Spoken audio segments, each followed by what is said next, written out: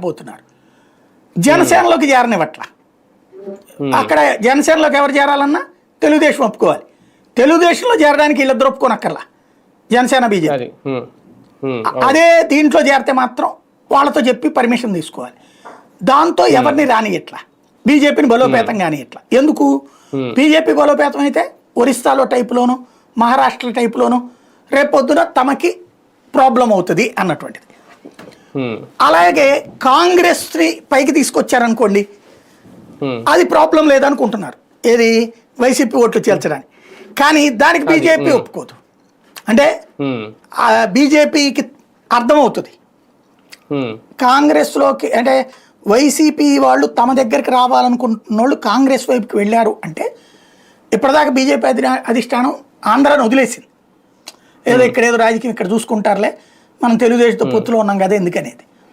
అదే కనుక రేపు పొద్దున్న తేడా వచ్చింది అనుకోండి, అంటే వీళ్ళందరూ కాంగ్రెస్లోకి వెళ్ళి కాంగ్రెస్ బలోపేతం అవుతుంది అనుకోండి, వెంటనే బీజేపీ అధిష్టానం సీరియస్ అవుతుంది. కాంగ్రెస్ బలోపేతం అవడం వాళ్ళకి ఎట్లా నచ్చుతుంది? వాళ్ళు ఒప్పుకోరు. కాబట్టి చంద్రబాబు గారు అది డైరెక్ట్గా కాకుండా ఇండైరెక్ట్గా దీన్ని ఎదిగేలా చేయాలి. కానీ వైసీపీ వాళ్ళు పొరపాటున కాంగ్రెస్లోకి వెళ్ళడం బిగినైందా, మన ఎలక్షన్స్ ముందు వదిలేసేయండి, వెళ్ళారు చాలామంది, వెళ్ళారు, దెబ్బతిన్నారు. కాబట్టి ఇవాళ వెళ్తే మొన్న కనుక ఇంకొక 3-4% ఓట్లు వచ్చి ఉంటాయి.